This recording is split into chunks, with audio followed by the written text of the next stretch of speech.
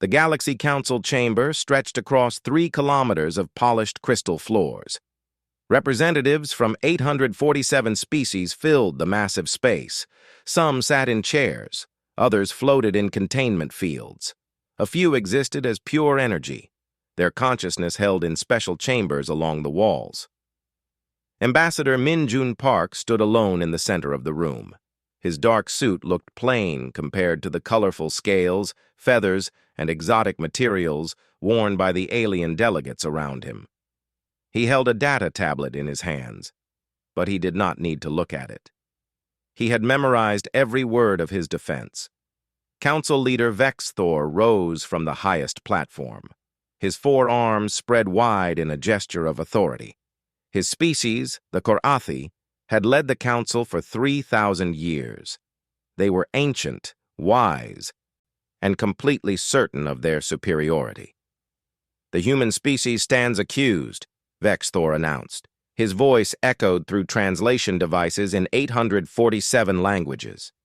"They have violated the Primitive Species Protection Act. They have expanded beyond their home system without council permission. They have established colonies on 17 worlds that were not assigned to them. Most serious of all, they have refused to submit to council authority." Min-Jun waited. He had learned patience during his 15 years as Earth's ambassador. Around him, the alien delegates whispered to each other. Some made sounds like grinding rocks. Others communicated through flashing lights or chemical signals. "Ambassador Park," Vexthor continued, "you may present your defense." Min-Jun stepped forward. "Honored Council Leader, representatives of the galaxy, I come before you not to deny our expansion, but to explain it. Humanity has been exploring space for only 283 years. In that time, we have grown from 1 planet to 18 worlds. We did not know about the Council until 75 years ago. By then, we had already established most of our colonies." A delegate from the Zith Collective made a hissing sound. "Ignorance is no excuse for breaking galactic law." "We are not asking for excuses," Min-Jun replied calmly. "We are asking for understanding. Every species in this chamber was once young. Every species made mistakes as they learned about the galaxy. We request the same patience that was shown to others." Vexthor's 4 eyes narrowed. "The difference, Ambassador, is that other species accepted council guidance when they were discovered. Your species has refused every attempt to bring you into proper galactic society. You insist on governing yourselves. You reject our authority. You even dare to claim that humans should have the same rights as species that have existed for millions of years." "We claim only the right to determine our own future," Min-Jun said. His voice remained steady, but his hands tightened around the tablet. "Is that not a right every sentient being deserves?" Laughter filled the chamber. It came in many forms. Some species made barking sounds. Others released gas that smelled like ammonia. One delegate's laughter sounded like breaking glass. "Rights are earned, not given," declared Representative Thurn of the Mechanical Collective. "Your species has existed for barely 200,000 years. You have had civilization for only 12,000 years. You have had space travel for less than 3 centuries. By what logic do you claim to be our equals?" Min-Jun opened his mouth to respond, but Vexthor raised one of his hands. "Enough debate. The Council has heard the human position before. We are not here to discuss philosophy. We are here to pass judgment." The chamber fell silent. 847 delegates activated their voting crystals. Light filled the room as each representative made their choice. Min-Jun watched the display above Vexthor's platform. Numbers appeared in glowing symbols. The vote was not even close. "The Council has decided," Vexthor announced. 846 species vote in favor of corrective measures. 1 species abstains. 0 species vote against. Min-Jun felt his heart sink, but he kept his face calm. "What corrective measures?" "Effective immediately. Earth and all human colonies are under full blockade. No ships may leave human space. No trade will be permitted. All humans living in Council territory must return to Earth within 60 days. All colony worlds established without permission will be seized and placed under Council administration. Human colonists will be relocated back to Earth. You are forcing 3 million people to abandon their homes? Min Jun's calm finally cracked. These are families, children who were born on those worlds. You cannot simply uproot them. We can, and we will, Vexthor said. This is mercy, Ambassador. Your species violated galactic law. The penalty could have been complete destruction. Instead, we are allowing humanity to continue existing on your homeworld. You should be grateful. Grateful? Min Jun's voice rose. You are tearing apart families and calling it mercy? Control yourself, Ambassador, warned Delegate Kress of the avian hierarchy. Accept the Council's judgment with dignity. Min Jun took a deep breath. He looked around the chamber at all the alien faces. Some looked smug. Others looked indifferent. A few looked almost sympathetic, but not enough to have voted differently. I want to be very clear, Min Jun said slowly. You are making a terrible mistake. More laughter echoed through the chamber. Is that a threat, Ambassador? Vexthor asked with amusement in his voice. It is a warning, Min Jun replied. You do not understand what you are provoking. We understand perfectly, Vexthor said. We have dealt with thousands of primitive species who thought they were special. We have crushed rebellions from civilizations far older than yours. We have maintained galactic peace for 50,000 years. Whatever humanity thinks it is, you are nothing we have not seen before. You have never seen anything like humanity, Min Jun said quietly. Vexthor made a dismissive gesture. This conversation is over. Council security will escort you from the chamber. You have 60 days to evacuate all illegal human colonies. If you resist, we will use force. Choose wisely, Ambassador. The chamber doors opened. 6 armed guards entered, their weapons clearly visible. Min Jun placed his tablet under his arm and walked toward the exit with his head high. As he passed through the doors, he heard the council delegates already celebrating their easy victory. They talked about which species would claim the former human colony worlds. They discussed how this would serve as an example to other upstart civilizations. None of them noticed the small smile on Min Jun's face as he left the chamber. 3 days later, the council military began operations. Warships arrived at human colonies across 17 star systems. They gave the colonists 1 week to pack their belongings and board transport ships. On the colony world of New Seoul, young Haiwan clutched her mother's hand as soldiers in powered armor marched through the streets. She was 7 years old. She had been born on this world. She had never seen Earth. Why do we have to leave, Mom? She asked. Her mother, Dr. Yoon Seo, knelt down and hugged her daughter. Tears ran down her face. Because some people think they are better than us. Because they do not understand that being young does not mean being weak. Around them, 300,000 colonists prepared to leave the only home many of them had ever known. Children cried. Adults moved through their houses in stunned silence, trying to decide what to take and what to leave behind forever. Similar scenes played out across all 17 colonies. 3 million humans were being forced from their homes, and on Earth, Admiral Seo-yeon Choi watched the reports with cold fury in her eyes. 3 months had passed since the Council imposed their blockade on humanity. In the Great Chamber, where 847 species gathered, the mood was celebratory. A perfect example of Council authority, Vexthor said to the assembled delegates. The human problem has been solved without firing a single shot. They accepted their place. They retreated to their home world. They have been completely silent for 3 months now. Representative Thurn nodded his mechanical head in agreement. No transmissions detected from Earth. No protests, no desperate pleas for negotiation. They have finally understood that resistance is futile. Delegate Kress spread her wings in satisfaction. Perhaps we judged them too harshly. They showed wisdom in the end. Perhaps in a few centuries, after they have learned proper humility, we might consider allowing them limited expansion again. The other delegates made sounds of agreement.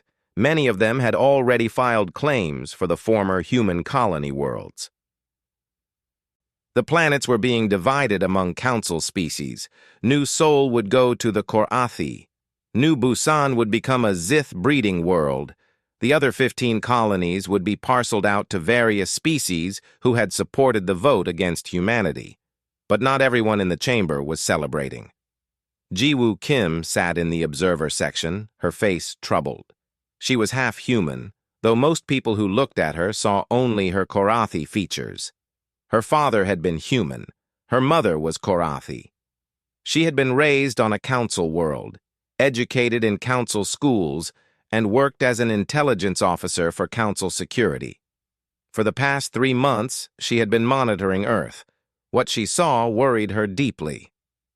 "Excuse me, Council Leader," Jiwoo said, standing up.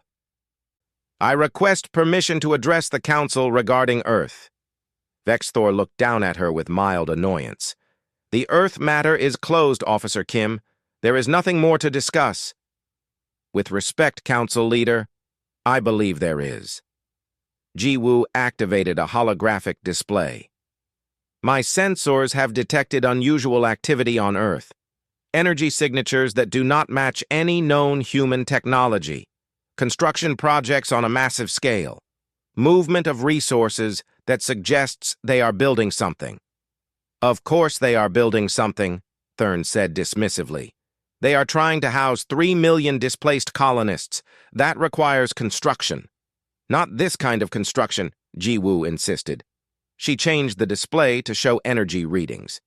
"These signatures suggest weapons development, ship production, military infrastructure on a scale that seems impossible for a species of Earth's technology level."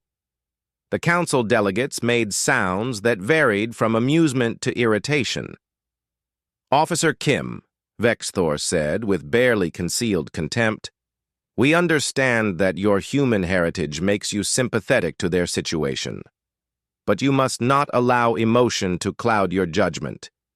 Earth has been silent for 3 months. They have made no threats. They have launched no attacks. They have accepted council authority. Your fears are baseless." "My fears are based on data," Jiwoo said firmly. "I formally request that the council send a monitoring team to investigate Earth's activities." "Request denied," Vexthor said.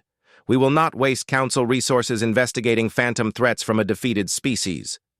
"If Earth were planning anything dangerous, they would not remain silent.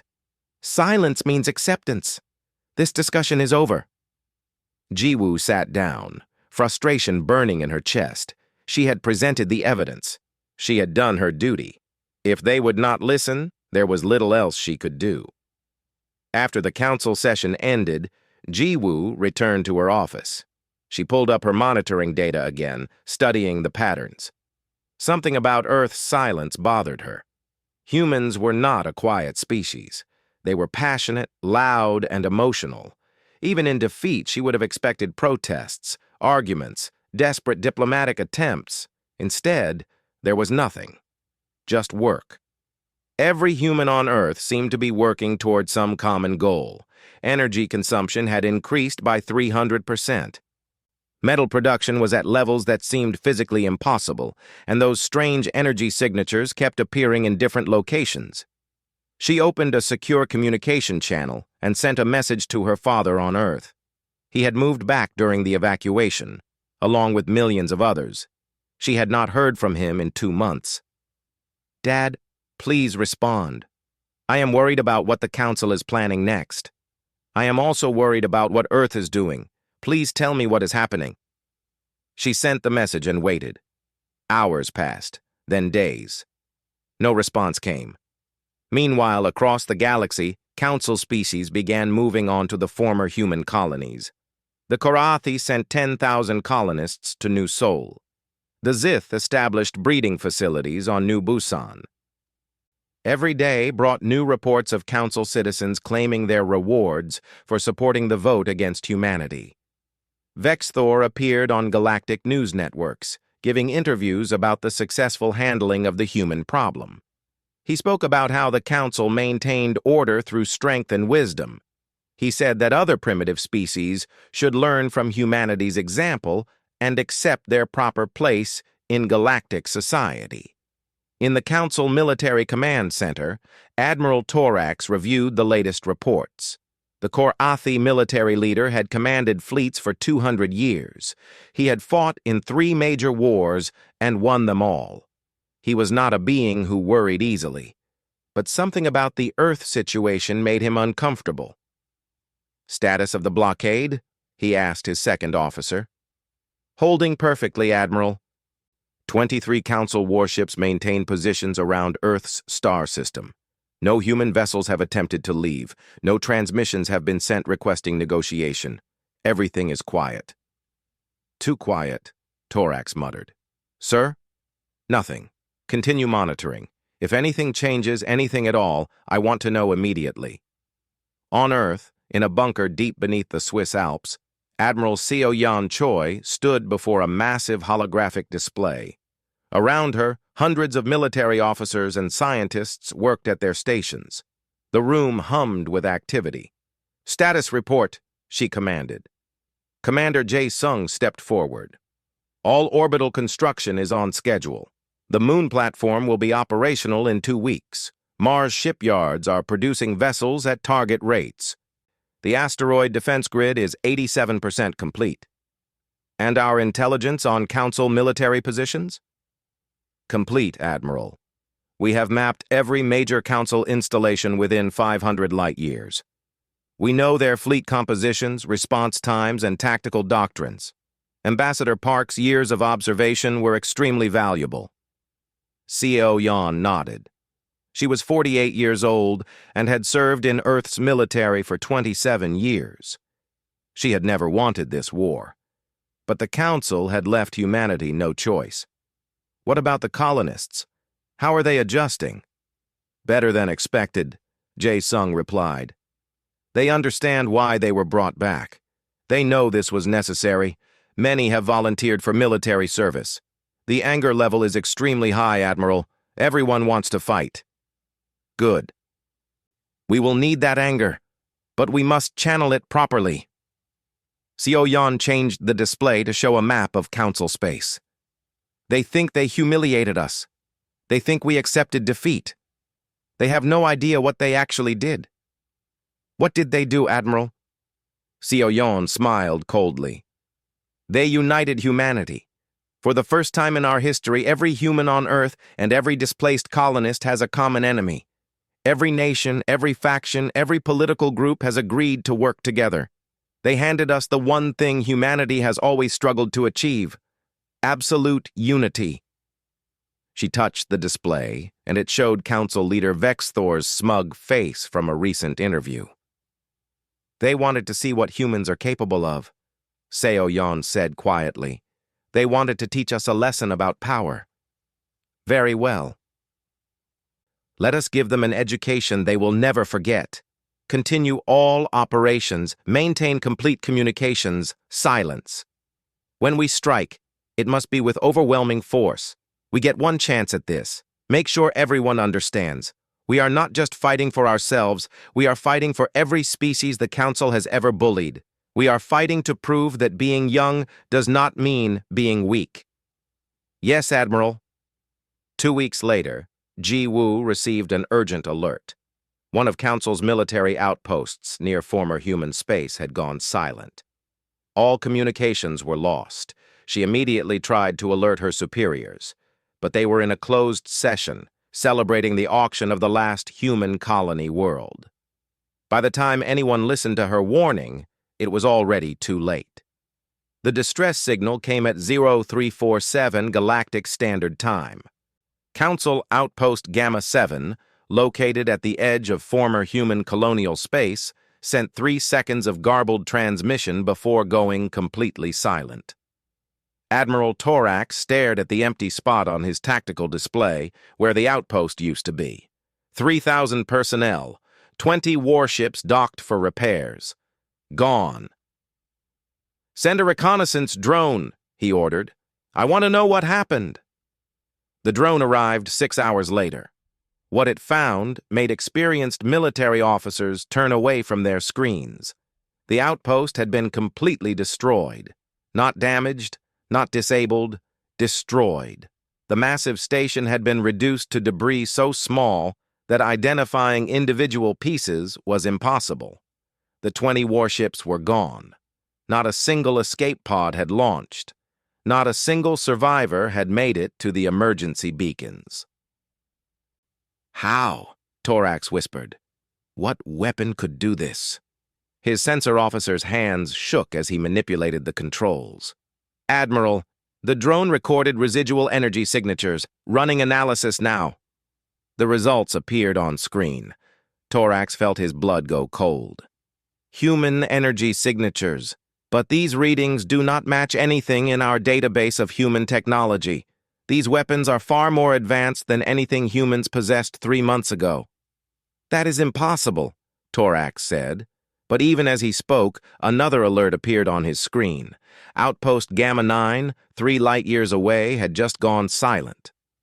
Over the next 7 days, 12 Council military installations were destroyed. Each attack followed the same pattern. Unknown vessels appeared, moving faster than Council sensors could track. They struck with overwhelming force. They left no survivors. Then they vanished before reinforcements could arrive. The Council chamber, usually filled with celebration, now buzzed with fear and confusion. "How did the humans develop such technology?"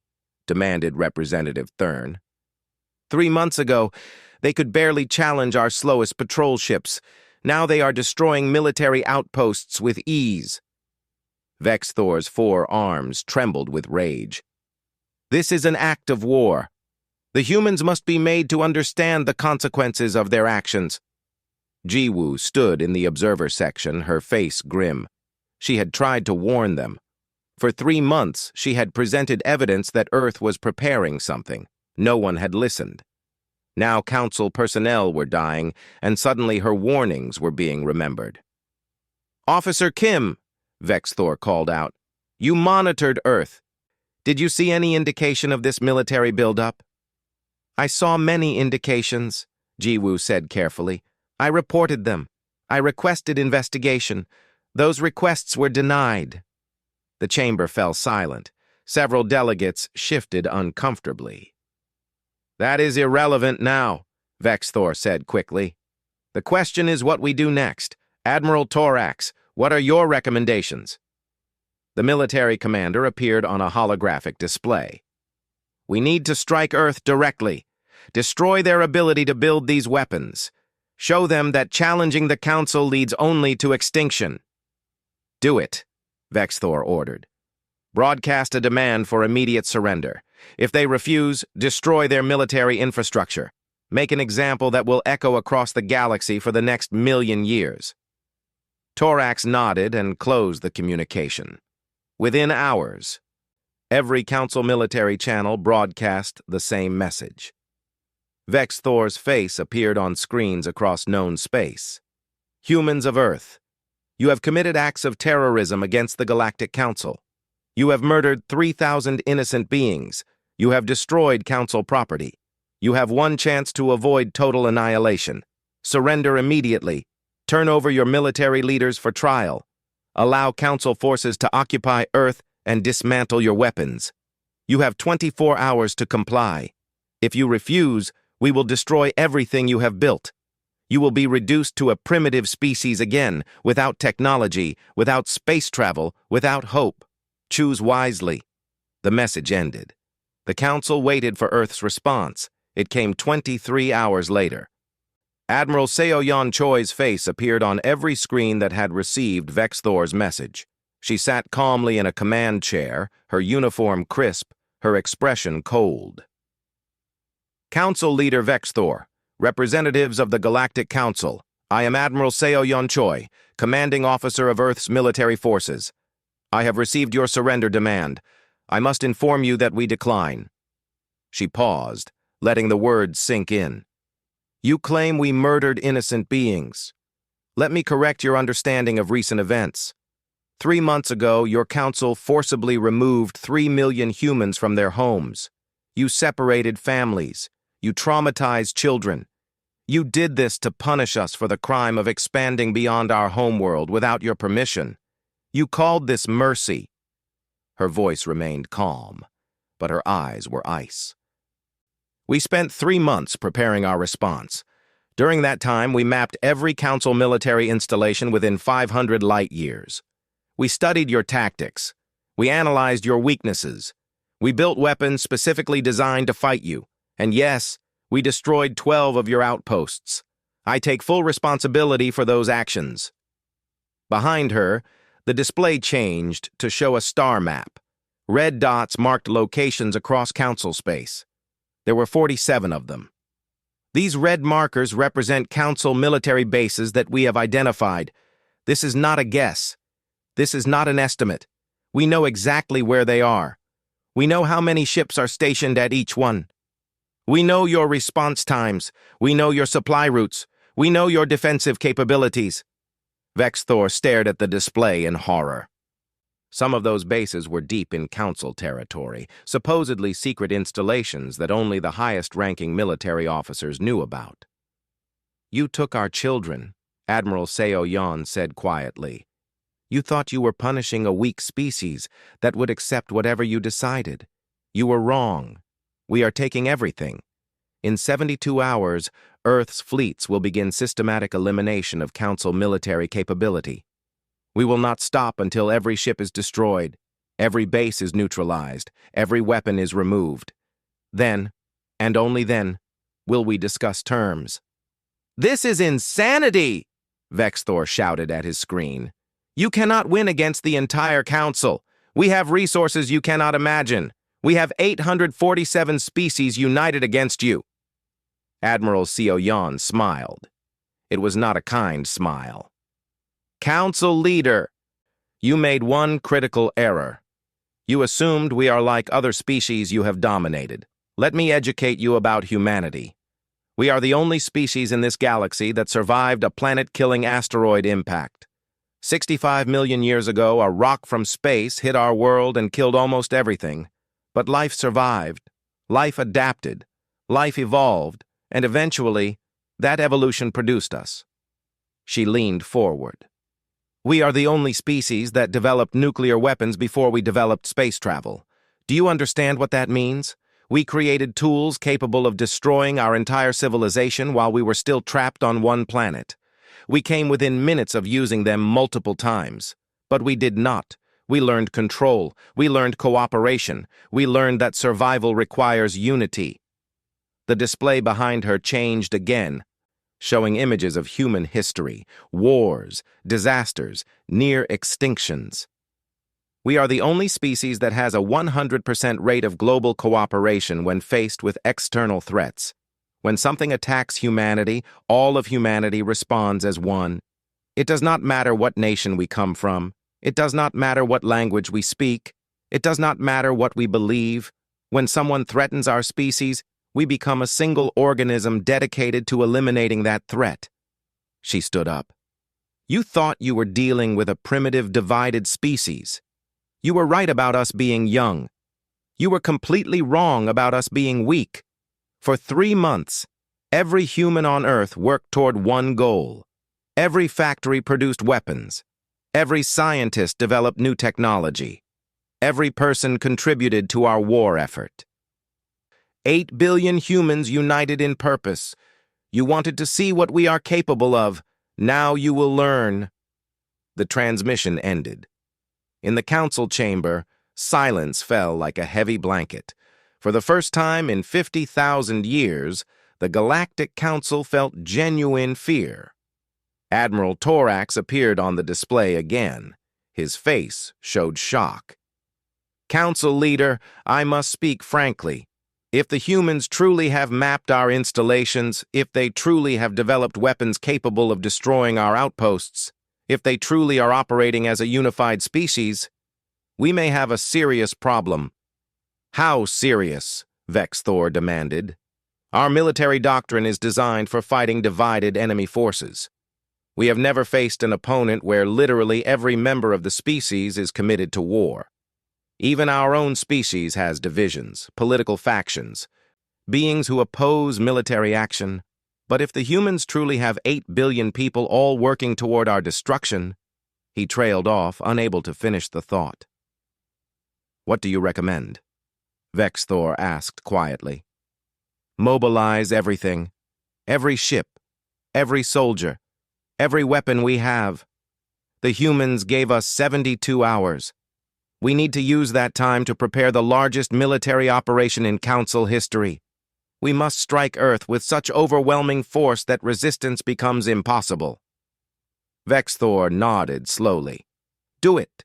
Contact every Council species. Tell them to send their fleets to Staging Area Alpha. We will show these humans the true power of the Galactic Council." Jiwoo watched from her position, her heart heavy. Both sides were now committed to total war. And she knew, with terrible certainty, that the galaxy was about to witness something it had never seen before: humanity fighting for survival. 200,000 warships gathered at Staging Area Alpha. It was the largest military force ever assembled in galactic history.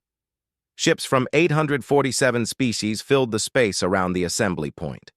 Massive dreadnoughts from the Korathi fleet, swift attack craft from the avian hierarchy, heavy destroyers from the mechanical collective. Every council species had sent their best vessels and most experienced crews. Admiral Torax commanded the fleet from his flagship, a vessel so large it had its own gravity generators. He studied the tactical displays showing the strength of his armada. By every calculation, this force could conquer 100 primitive species. Even advanced civilizations would think twice before challenging such power. But Torax felt no confidence. Something about this situation felt wrong. "All ships report ready, Admiral," his communications officer announced. "Set course for Earth's star system. Maximum speed. We strike hard and fast. Do not give them time to respond." The fleet moved as one massive organism. 200,000 ships entered hyperspace simultaneously, creating a wave of distorted space that could be detected across half the galaxy. 6 hours later, they arrived at the edge of Earth's solar system. What they found made every council commander question their sensors. "Admiral," the sensor officer said, his voice shaking, "I am detecting massive structures around Earth's moon. The moon itself has been converted into some kind of weapons platform. Energy readings are off the scale." "Show me." The display activated. Torax stared in disbelief. Earth's moon, that dead rock humans had visited with primitive rockets barely 300 years ago, was now covered in weapons emplacements. Massive railguns pointed toward space. Energy cannons powered by what looked like fusion reactors, missile silos by the thousands. The entire surface of the moon had been turned into a fortress. "That is impossible," Torax whispered. "The construction required to do this would take decades, even with our technology. They did this in 3 months?" "There is more, Admiral. Mars shows similar modifications. The entire planet appears to be a shipyard. I am detecting vessel production at rates that should not be possible. And the asteroid belt, Admiral, they have turned thousands of asteroids into automated weapons platforms. The entire belt is a minefield." Torax felt fear creep into his heart. "How many ships do they have?" "Scanning now. Admiral, I count 3,000 human vessels. They are smaller than our ships, but the energy signatures suggest extremely advanced weapons. 3,000 against 200,000. The numbers should have been comforting. But Torax had fought enough wars to know that numbers alone did not guarantee victory. "All ships, battle formation Delta, prepare for engagement. Target the moon first. Destroy their weapons platform before they can use it." The Council fleet began to move into position. That was when the human admiral's voice echoed across every communication channel. Council Fleet, this is Admiral Seo-Yeon Choi. I want you to understand something before this battle begins. Every human in this system is prepared to die today. Are your crews prepared to do the same? This is Admiral Torax of the Council Forces. We offer you one final chance to surrender. Your 3,000 ships cannot defeat 200,000. You may have impressive weapons, but you are outnumbered 70-1. Surrender now and we will show mercy.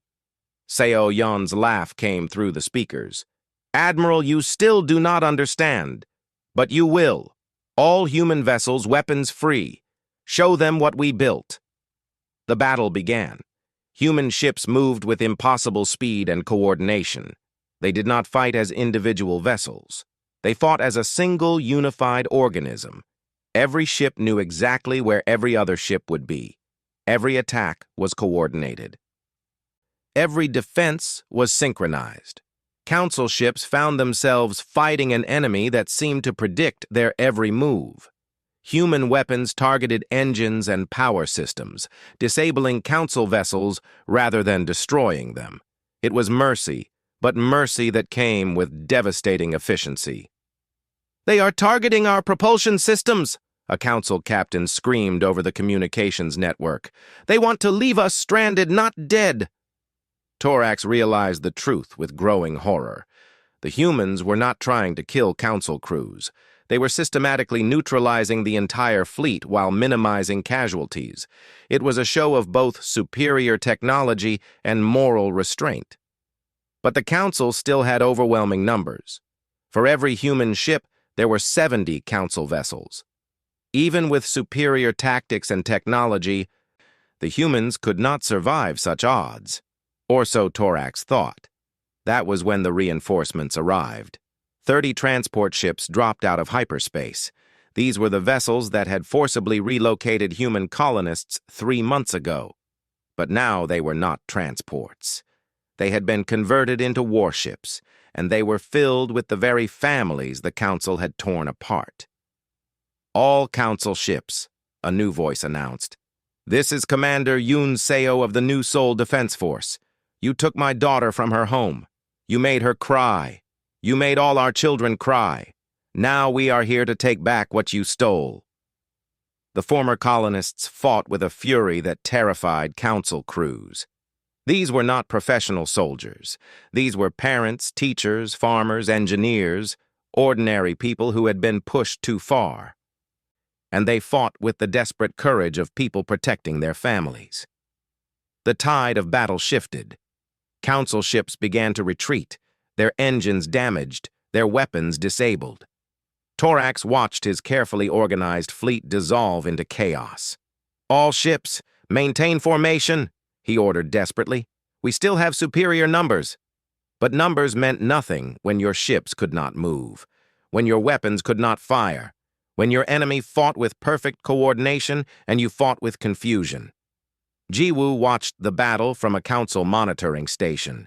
She had been ordered to stay behind and coordinate intelligence. Now she watched as the massive Council fleet fell apart under human assault. She opened an emergency channel. All Council ships in Sector 7 retreat to these coordinates. I am sending safe routes that avoid the asteroid mines. Follow my directions exactly or you will be destroyed. Some ships listened. Some did not. Those that followed her guidance made it to safety. Those that ignored her were disabled by automated defenses in the asteroid belt. After 6 hours of fighting, the battle ended. Not because all ships were destroyed, but because Admiral Torax ordered a full retreat. 60% of the Council fleet was disabled and drifting in space. Not destroyed, not killed, just unable to fight. The crews were alive but stranded, waiting for rescue. Admiral Seo-Yeon's face appeared on Torax's screen again. Her uniform was dirty with smoke and sweat. Blood ran from a cut on her forehead, but her eyes were clear and determined. Admiral Torax, we are sending recovery teams to help your stranded crews. We will provide life support, medical care, and transport back to Council space. You attacked us. We defeated you, but we will not leave your people to die in space. Torax stared at her in confusion. Why? We tried to destroy you. We would have killed every human if we had won. Why show us mercy? Because we are not monsters, Admiral. We are just people who wanted our children back. We fought because you left us no choice. We won because we were willing to do whatever was necessary. But we never forgot that your crews are also people with families, with children, with lives that matter. She paused, then continued. Your crew numbers over 6 million beings. Every one of them will be treated with respect and returned safely. That is the human way. We fight hard. We fight smart. We fight united. But we do not become the evil we are fighting against. Torax felt something break inside him. Shame, guilt, and a terrible understanding that humanity had been judged incorrectly from the beginning. What happens now? He asked quietly. Now you return to the Council. You tell them what you saw here. You tell them that humanity is not their enemy, but we will not accept being treated as inferior. You tell them that we are ready to discuss peace, but we will only discuss it as equals. And Admiral? Yes. You tell them that if they try this again, if they threaten any human ever again, next time we will not show mercy. Next time we will not disable ships. Next time we will fight to completely destroy. We prefer peace. We prefer cooperation, but we are capable of total war if forced. Make sure they understand. The transmission ended.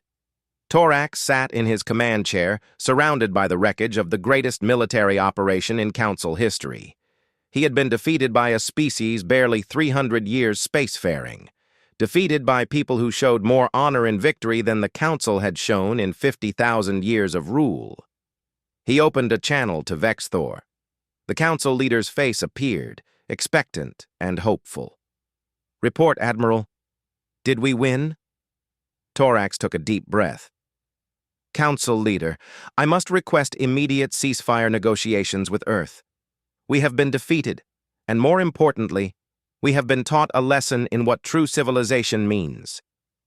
The color drained from Vexthor's face as he absorbed the words no Council leader had spoken in 50,000 years. We have been defeated. 1 week after the battle, Ambassador Min-Jun Park walked into the Council chamber again. This time, he did not walk alone. Admiral Seo-Yeon Choi accompanied him on his right. Commander Yoon Seo walked on his left. Behind them came 50 representatives from each human colony world, including young Hai-Wan holding her mother's hand. The chamber was silent. 847 species watched the humans enter. Many delegates looked away in shame. Others stared with barely concealed fear. A few watched with something that might have been respect. Vexthor stood at his platform, but his posture was different now. His 4 arms were not spread in authority. Instead, they hung at his sides in a gesture that, for his species, meant humility. Ambassador Park, Vexthor said quietly, the Council has requested these negotiations. We understand that Earth now holds a position of military strength. We are prepared to discuss terms. Min-Jun walked to the center of the chamber, just as he had 3 months ago when he stood alone and powerless.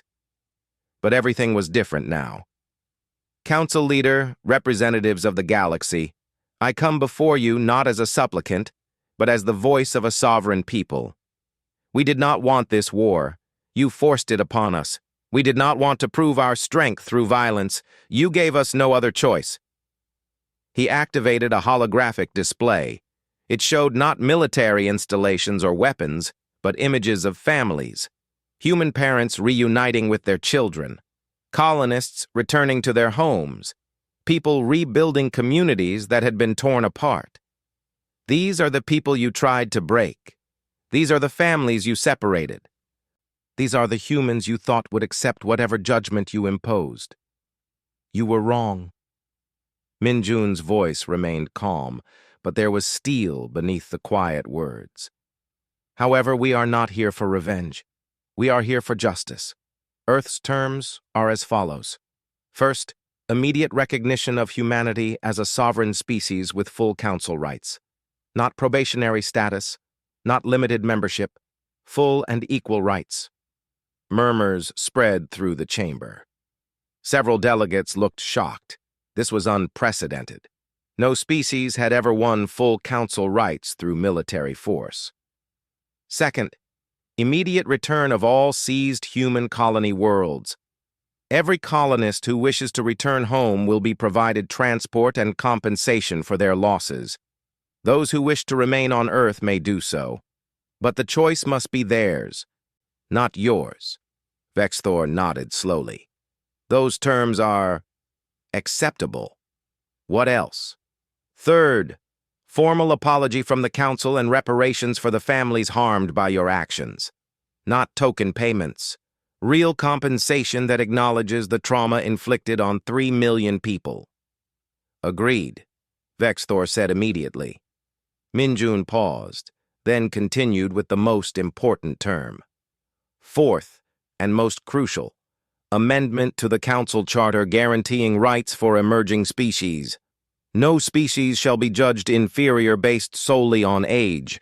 No species shall be forcibly relocated. No species shall be denied the right to self-determination. These protections must be enshrined in council law. The chamber erupted. Some delegates objected loudly. Others demanded clarification. Representative Thurn's mechanical voice cut through the noise. You are asking us to change 50,000 years of council tradition. You are asking us to grant rights to primitive species who may not be ready for galactic society. Admiral Seoyan stepped forward. Her voice was not loud, but it silenced the chamber immediately. Primitive? Let me tell you what primitive means. Primitive is forcing families apart because you fear their potential. Primitive is refusing to negotiate because you consider dialogue beneath you. Primitive is attacking with overwhelming force and then crying victim when you lose. If that is what civilization looks like in this galaxy, then perhaps the galaxy needs to learn a new definition. She looked around the chamber, meeting the eyes of delegates from dozens of species. We could have destroyed your fleet, every ship, every crew. We had the weapons. We had the opportunity, but we chose mercy. We chose to disable rather than kill. We chose to rescue rather than abandon. Not because we are weak, because we believe that strength without compassion is just tyranny with better weapons. Commander Yun Seo spoke next, her voice raw with emotion. I am a scientist. I study biology. I teach children. I am not a soldier. But when you took my daughter from her home, when you made her cry, when you told us we had no rights because we are young, I became a soldier. Millions like me became soldiers, not because we love war, because we love our families more than we fear death. Little Hei-Wan stepped forward, her small voice somehow carrying through the massive chamber. I am 7 years old. You said I could not live on my home because I am human. You said humans are not good enough. But we beat you. Does that mean we are good enough now? Or will you just make up new reasons to say we are not? The child's words struck harder than any military threat. Several delegates looked away, unable to meet her innocent gaze. Vexthor closed his 4 eyes for a long moment. When he opened them again, something had changed in his expression. The Council accepts all terms, he said heavily. Humanity will be granted full sovereign rights. All colony worlds will be returned. Reparations will be paid. And we will amend the charter to protect emerging species. He paused, then added, but I must ask a question that I believe many here are thinking. Ambassador Park, Admiral Choi, you defeated the largest military force in galactic history. You demonstrated technology far beyond what we believed humans possessed. You showed tactical coordination that should be impossible for a species so young. Yet you chose mercy. Why? Minjun smiled slightly. It was not a triumphant smile. It was sad. Council Leader, may I answer your question with a story? 75 years ago, when humanity first detected Council transmissions, we faced a choice. We could hide, hoping you would never notice us. We could arm ourselves in fear, preparing for the day you might attack. Or we could reach out in hope, believing that intelligence means the capacity for understanding. He gestured to the delegates around him. We chose hope. We sent messages of greeting. We offered friendship. We shared information about our culture, our history, our dreams. Do you know what we received in return? The chamber was silent. Silence. For 15 years. We sent messages into space, and you ignored us. When you finally acknowledged our existence, it was to tell us we had broken laws we did not know existed. When we asked for understanding, you judged us unworthy. When we asked for dialogue, you imposed punishment. You took hope and returned fear. Min Jun's voice grew softer. We fought because you left us no choice. We won because we were willing to do whatever was necessary. But we never forgot why we reached out to you in the first place. We still believe that intelligence means the capacity for understanding. We still believe that different species can work together. We still believe in hope.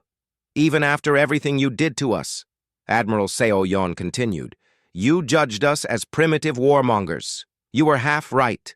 We are warriors. Every human child learns history full of conflict. We have fought wars over land, resources, beliefs, and pride. We have nearly destroyed ourselves multiple times. We are not a peaceful species by nature. She looked directly at Vexthor. But you missed what made us survive all those conflicts. We fight when we have no choice, and we remember that our enemies today might be our friends tomorrow. Every major war in human history has ended with former enemies becoming allies. We fought the Council with everything we had. We would have fought to our last breath if necessary. But we never forgot that you are not evil. You are just wrong. And people who are wrong can learn. Jiwoo stood from the observer section. May I speak, Council Leader? Vexthor nodded. I am half human. I have lived my entire life in Council space.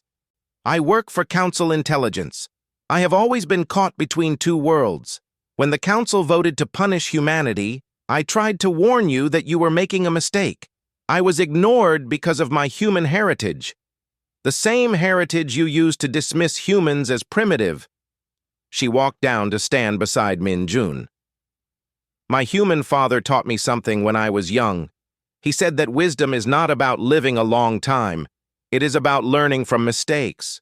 The Korathi are millions of years old, but you made the mistake of judging strength by age. Humans are young, but they learned the mistake of judging worth by appearance. Who is truly wiser? Vexthor had no answer. The Council accepts Earth's terms, he repeated. But I must also offer a personal apology to Ambassador Park, who stood alone in this chamber and tried to warn us.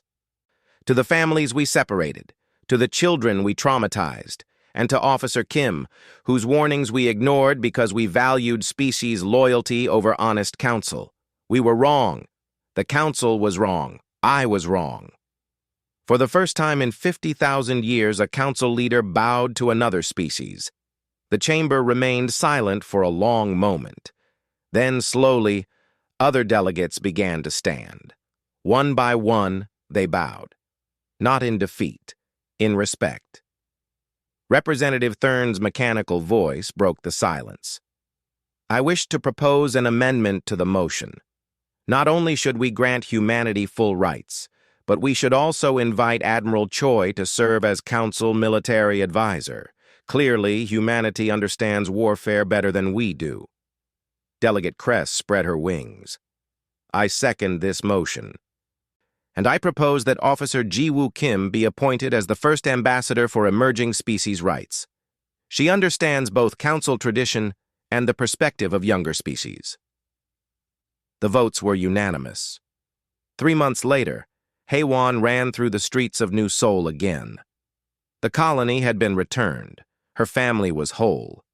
Above her, human ships patrolled peacefully alongside council vessels, former enemies learning to work together.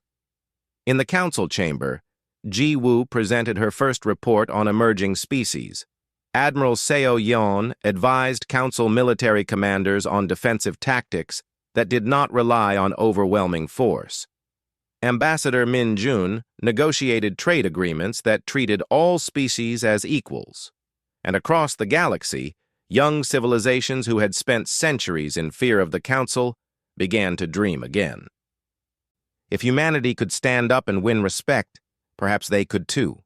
The Council had tried to teach humanity a lesson about power. Instead, humanity taught the galaxy something more important. Strength without mercy is tyranny, but mercy without strength is meaningless. True civilization requires both, and sometimes the youngest voices speak the greatest wisdom.